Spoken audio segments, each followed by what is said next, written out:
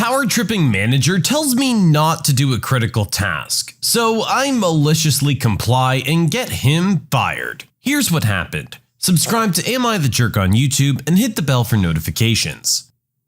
This was a few years ago when I worked in a 4-star hotel chain that would be very well known, and was part of a larger company that had hotels of varying status. I was about 24. There were a few of us that worked primarily in room service, and the breakfast shift was always a solo shift. One morning I started, and as was customary, I started doing my prep, folding napkins, setting up 5x6 trays with pastry, things like that, per the pre-ordered breakfast cards. So I would only need to grab the correct tea or coffee and hot food later, as well as a few extra all-purpose trays for the people who call for room service last minute. I get finished with this when the duty manager, who I can't remember his full name but remember his nickname was Prem, bursts into the kitchen with a dirty plate in his hand and sees me in my area while putting it in the pile of dishes for the kitchen porter. He yells across the kitchen, "What are you doing? It's so crazy out there that I have to help clear tables and you're back here? Get out and help." I replied that I hadn't gone up yet and was walking the halls collecting the trays left out overnight. And he yelled some more and repeated that if he, a manager, is clearing tables, I better help regardless of if my job is actually in a different area. For the record, Prem was a menace. I witnessed him yelling in college girls' faces until they cried several times. He would also routinely pick on anyone that was minimum wage floor staff. So I walk into the restaurant and the supervisor, Jen, is at the door and sees me walk in. She covers for room service and has worked it in the past, so she knows I should be collecting trays now so that the place doesn't look like a war zone upstairs. She asks if I've done this, and I say no. Prem sent me in to help because it's so busy. She says it's not very busy at all. They don't need me and I should go upstairs and collect the dirty trays. I walk back into the kitchen and Prem is still standing there. "What are you doing? I told you to go in and help."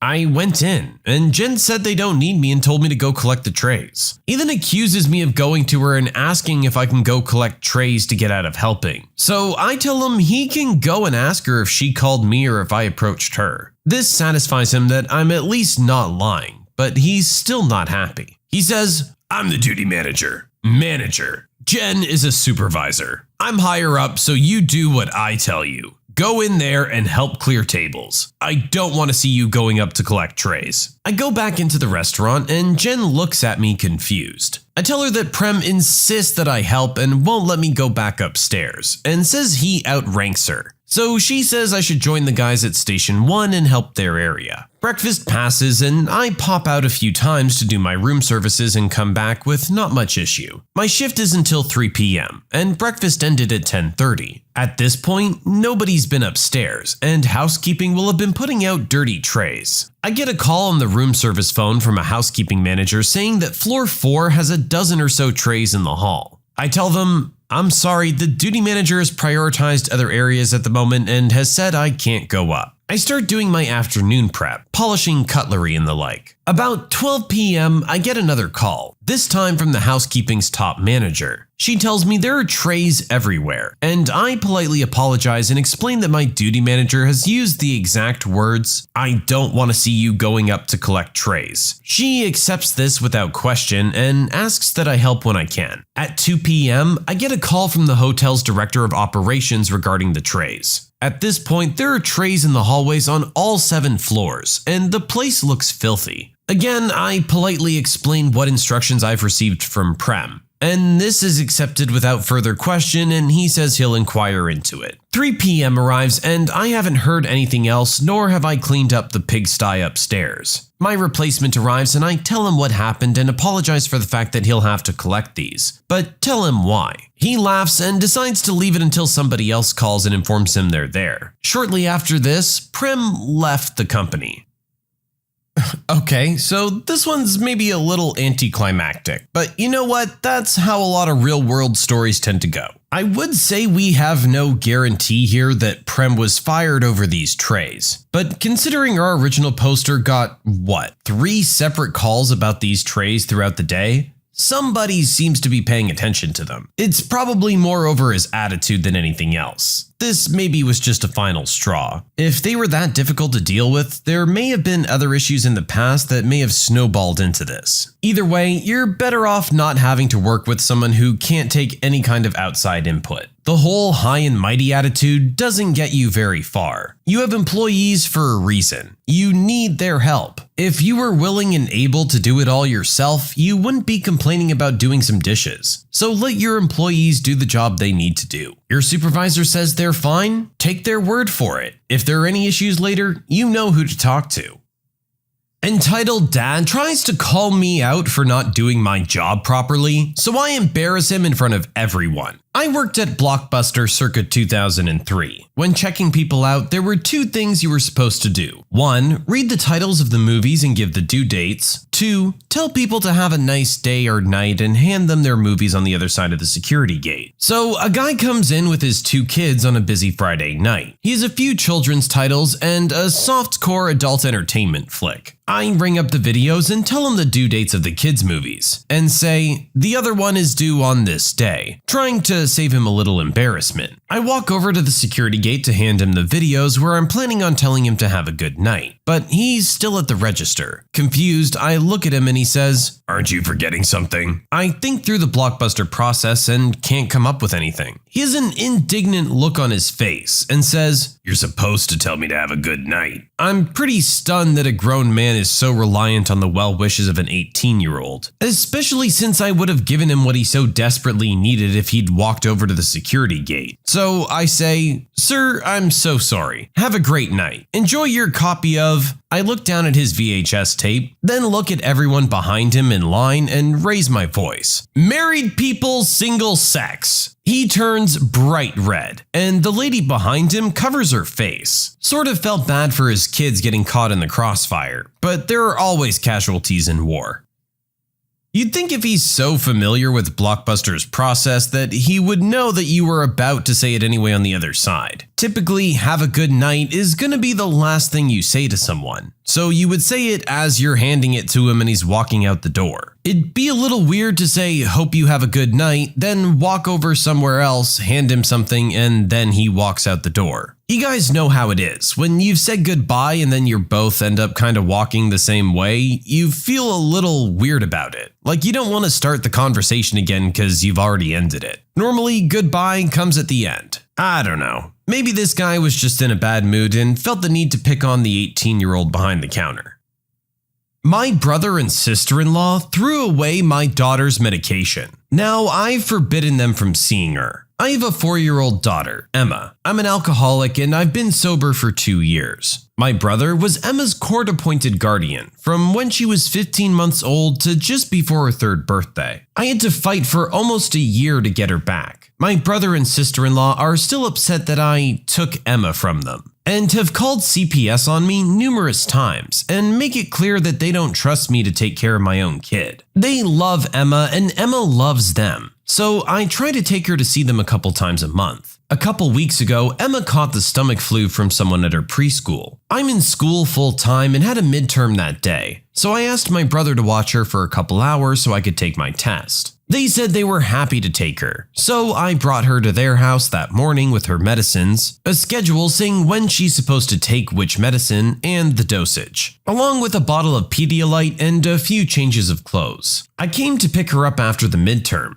and half her medicines, her clothes, and her Pedialyte were gone. When I asked about it, they said they threw all of her medicines and the Pedialyte away because they were liquids and they were already opened, so I could have put something in there to make her sick or sleepy. Not that it helps much, but I never hurt my daughter or gave her anything that wasn't recommended by her pediatrician. They also said I shouldn't be giving her Tylenol and Motrin, so they didn't buy her any Motrin. Again, her doctor said it's fine. Then I asked about the nausea medicine prescription. They said they didn't think she needs prescription meds for the stomach flu. They also felt her clothes weren't good enough for her, so they gave it to their neighbor for their garage sale and bought her new clothes, meaning they most likely took her shopping when she was sick and should have been resting. I left with Emma and haven't spoken to them since, except to tell them they will not be allowed anywhere near my kid unsupervised. I'm working on Thanksgiving, so I was gonna drop Emma off with my parents so she could see my family, but I still don't want her to be around them without me. so I'm leaving her with the babysitter instead. Now my family is giving me a hard time for not letting my brother and sister-in-law see Emma, and are excusing what they did by saying they were just worried about her. Am I the jerk for not letting my daughter see my brother and sister-in-law? It sounds like they're mistaking who's the actual parent here. I guess there were some kind of issues where they needed to look after the kid for a bit. But you know what? You're on track and you're doing everything you can to provide for your child. These sound more like internet parents. They read stuff on the internet and just think that they know better than everyone else around them, including your pediatrician apparently. And to think that you're maliciously trying to hurt your own daughter is just crazy. Your family can't be enabling this kind of behavior and saying that, oh, they're just worried about her. No, that's not an acceptable attitude that you're out here trying to hurt your daughter and they're the good guys. That's borderline delusional. She is not your child. Yes, she loves you. Yes, you looked after her for a couple years. But I hope at the time that you understood that it wasn't going to be a permanent thing. I understand that you're attached, but you can't be putting down the mom like this. You need to be lifting her up and supporting her. My manager refuses to let me have a seat while working without a doctor's note. You know what? I won't need the chair after all. At the time, I worked at a cafe set over 3 floors, so my day generally consisted of 10 hours running up and down stairs. I had slipped on some spilt motor oil in the car park on my way home, and my ankle had bent underneath me. I had initially assumed I'd just twisted it, but several hours later, it was still throbbing, as well as swelling up so much that it looked like I was hiding a pair of golf balls under my sock. It had also turned a deep shade of purple. As my next shift started in less than 12 hours and we were short-staffed as it is, I didn't want to call in sick, but I knew there was no way I'd be able to stand or walk on it the whole day. I called my manager to explain to ask if A, I could switch to the register for a few days, which involved much less walking than my regular role, and B, borrow one of the bar stools to sit on behind the counter, so I wouldn't be putting too much weight on it. I figured this wouldn't be a problem as we had other staff who could cover the floor and there's no issues with access around the register that the chair could get in the way of. Apparently, I was wrong. The manager insisted that he wouldn't sign off on me having a chair without a signed doctor's note verifying my injury, even after I sent him photos of my wrecked ankle. Since my general practitioner was already closed, I headed to the 24-hour walk-in clinic. An x-ray and a lot of poking and prodding later, the doctor told me I had to ice it every few hours until the swelling went down, which took almost a week, and to try and keep all weight off of it for at least a week. They also said I should wear a brace for another 2 weeks after that. When I explained what I did for a living, the doctor presented me with a lovely note explaining that I shouldn't be at work at all for at least 7 days. I wish I could have seen my manager's face when I called to explain that I didn't need the chair after all, as actually I wouldn't be into work for the rest of the week and most of next week. Doctor's orders. Funnily enough, I was never asked to produce a doctor's note for the rest of the time I worked there. I mean, hey, he asked for a doctor's note, you got a doctor's note. Employers really don't realize what you go through to try and make them happy. You're sitting there with an ankle swelled up to twice its size, and you're worried about having to call in sick. That shouldn't be the case, ever. I get that you're short-staffed, but you know what? That's not your fault. That's the management's fault. They need to hire more people. Unfortunately though, they don't. And it's the employees that suffer when you call in sick. And that's why you end up feeling bad about it. But you know what? I guess the manager's just gonna have to figure it out this time. Maybe if you had hired more people, this wouldn't hurt so much because you'd have someone available. Extremely sexist man insists that another employee help him. You know what? Let me get someone for you. While I was putting myself through university in the mid-2000s, I was working at a bicycle shop. I can honestly say it's the best place I've ever worked. The owners treated their staff very well. As a result, the shop retained loyal, highly capable employees that made loads of high-end sales. But what was somewhat unusual for a male-dominated industry in the mid-2000s was that there was an equal number of male and female employees. And these women were definitely the most qualified people for the job. One was an engineer for a bike company. One was a highly successful triathlete and XC racer. and even one of the owners was a woman. Almost having an unrelated university degree meant that I was by far the least impressive woman working at this place. I just liked bikes. One day, a man, maybe 50 to 60-ish, came into the shop. I was first on the scene. He said he was looking to buy a bike, and so I started going through the usual probing questions to determine what kind of bike he was looking for. Simple questions like, did he ride on the road or trails? Even the most incapable salesperson could use the answers to these questions to point the guy in the right direction. But he seemed highly resistant to talking to me or answering my questions. He finally said, "Is there someone else I could talk to?" Maybe he just didn't like my sales approach. Or maybe I seemed too young to be knowledgeable. But since he didn't even give me a chance to prove myself and seemed to be staring longingly at my busy male colleagues, I had a hunch that he didn't think a woman was capable of selling him a bike. So I smiled and said, "Of course." Lucky for me, there weren't any idle male employees in sight. So I grabbed one of the other women that I worked with, quietly letting her know my suspicions about this guy. Before I was even out of earshot, I hear this man agitatedly say, "I need someone else." Suspicions confirmed. So we purposely seek out yet another extremely capable female employee to help this man. When he sees her approach, he shouts, "Just let me speak to your manager." So in struts the owner, who's very eager to join our malicious compliance stunt, with a beaming smile on her face. "I'm the owner. How can I help you today, sir?" The utter defeat on his face is something I'll never forget. I hate to break it to this guy, but as a 50 to 60-year-old dude, these girls are probably way more athletic than you. And regardless, they work in a bike shop. They have at least some knowledge from just being around it. To just write them off immediately because they're female is just ignorant. What would have been really great is if you had one guy there who knew absolutely nothing, or it was his first day or something, and you sent him over. Meanwhile, the girls stand nearby and talk very in-depth about bike stuff. That would have been another great way to deal with it. But hey, you guys had the numbers, and that's the approach you went for.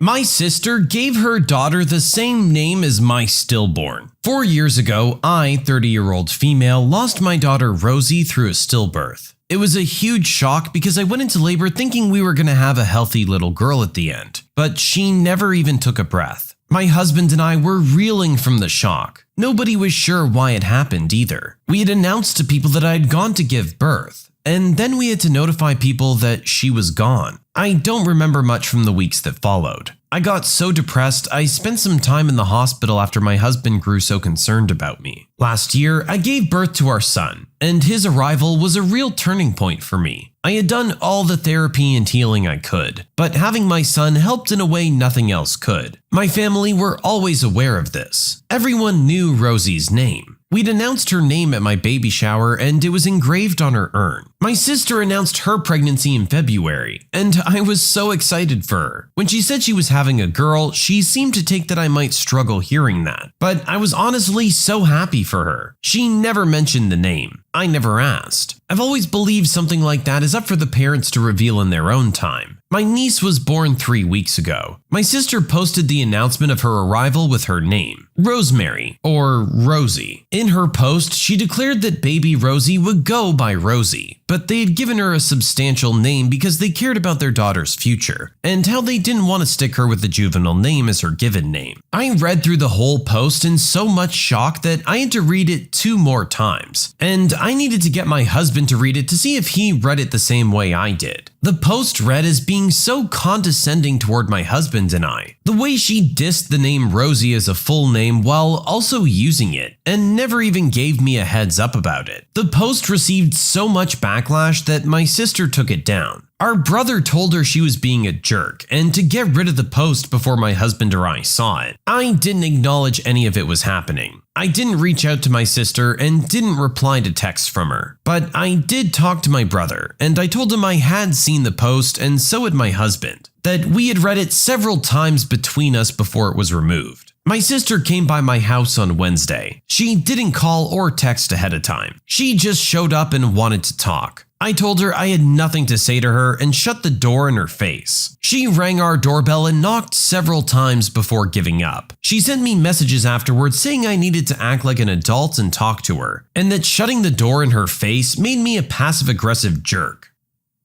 That's just really messed up, honestly. Not only did you steal your sister's dead baby's name, but you also insulted it along the way. It takes a special kind of person to pull that off. It's really hard to blame our original poster for not wanting anything to do with her after that. It sounds like that post was just kind of venting the thoughts that she had to herself when you guys initially picked the name, but didn't want to say out loud. But to then steal the name on top of that is just so inconsiderate. What really sucks is this is probably set in stone already. Like, that's probably the name that's on the kid's birth certificate. Even if the sister wanted to apologize and do something to fix it, that's a really hard clock to turn back. When you subscribe, make sure to hit the bell to turn on notifications. Put the playlist on in the background to finish listening to all the stories, linked at the top of the description. And if you like Am I the Jerk, give Am I the Genius a shot, linked in the description as well. Either way, thanks a lot for watching, and we'll see you guys next time.